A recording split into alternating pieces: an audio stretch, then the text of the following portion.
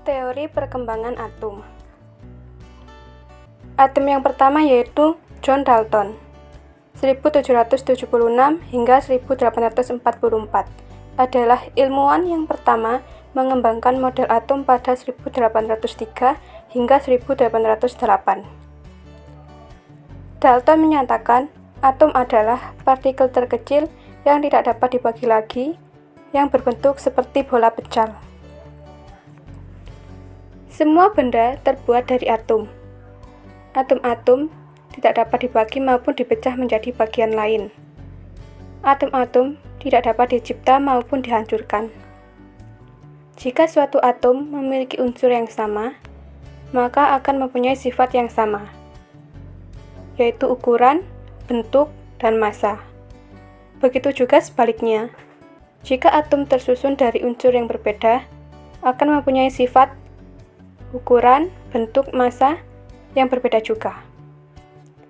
Perubahan kimia merupakan penyatuan atau pemisahan dari atom-atom yang tak dapat dibagi, sehingga atom tidak dapat diciptakan atau dimusnahkan.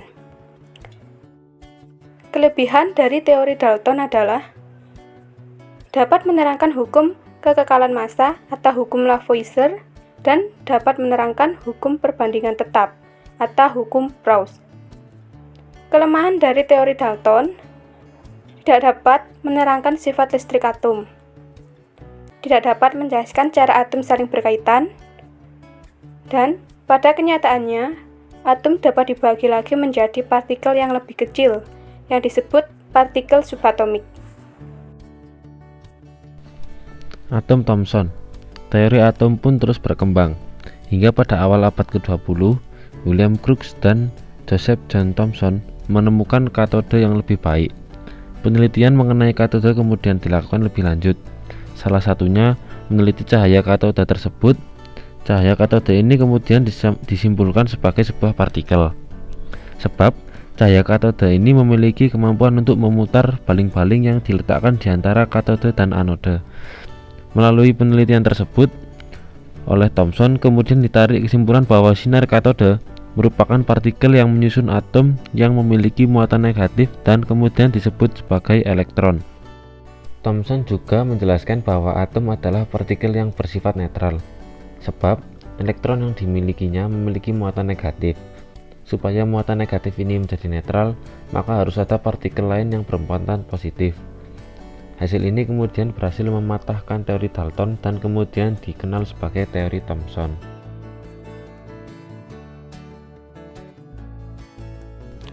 Kelebihan dan kelemahan model atom Thomson.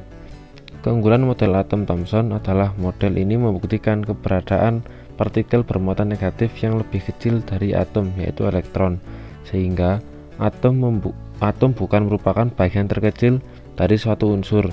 Selain itu, model ini menerangkan bahwa atom tersusun dari bagian yang bermuatan positif dan negatif.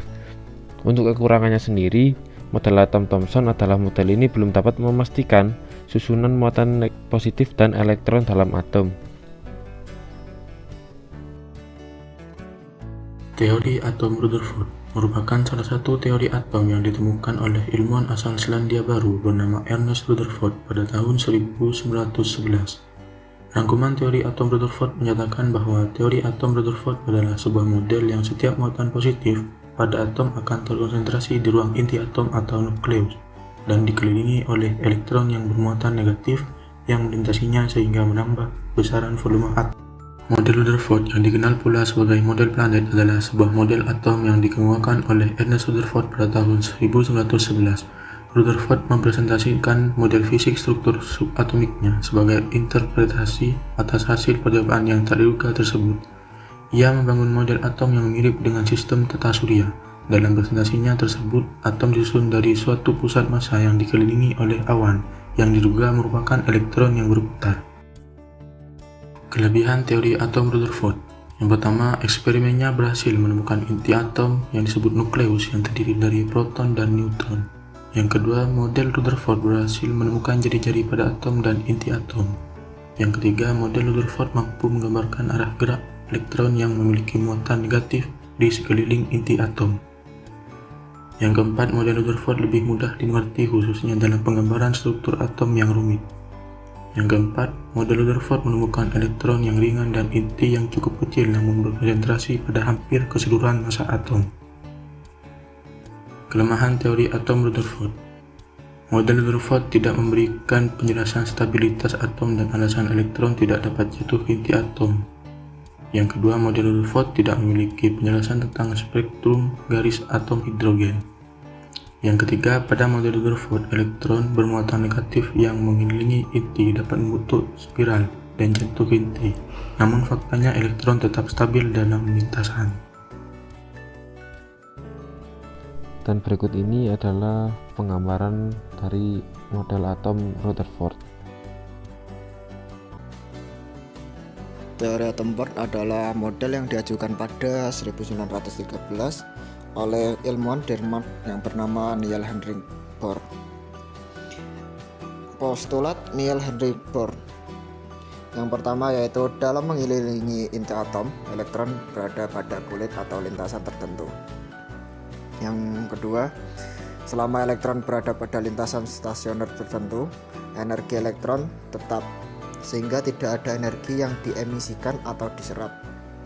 Yang ketiga, elektron dapat beralih dari satu kulit ke kulit lain dengan besarnya energi yang terlibat sama dengan persamaan Planck, yaitu delta E sama dengan H. Yang keempat, lintasan stasioner elektron memiliki momentum sudut. Teori atom Bohr sendiri memiliki kurangan, yaitu jarak dan orbit yang ditekankan dalam model atom Bohr tidak sejalan dengan prinsip ketidakpastian Heisenberg, yakni jarak dan radius tak bisa bersama dengan orbit. Kekurangan yang lain yaitu teori atom Bohr juga tidak mampu memberikan jawaban atas efek Zeeman, yaitu efek yang ketika garis spektrum terbagi-bagi akibat adanya sebuah medan magnet.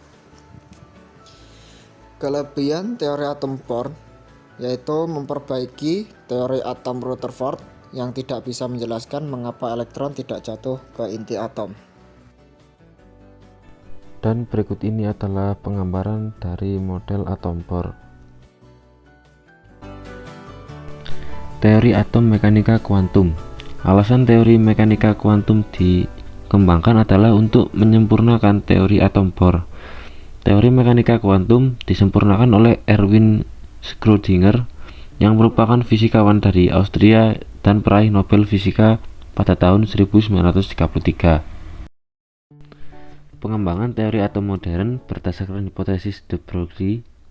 Menurut Louis de Broglie, berlaku sifat dualisme pada elektron, yaitu elektron bukan hanya sekedar sebagai partikel, tetapi juga sebagai gelombang. Dengan kata lain, elektron akan bergerak seperti gelombang dan memiliki lintasan yang juga merupakan gelombang. Bukan hanya Schrödinger yang mengembangkan teori atom modern, tetapi ada peneliti yang bernama Werner Heisenberg. Heisenberg dan Schrödinger bekerjasama untuk mengembangkan teori atom modern. Teori yang sudah dikembangkan oleh dua peneliti ini saat ini disebut dengan teori atom mekanika kuantum.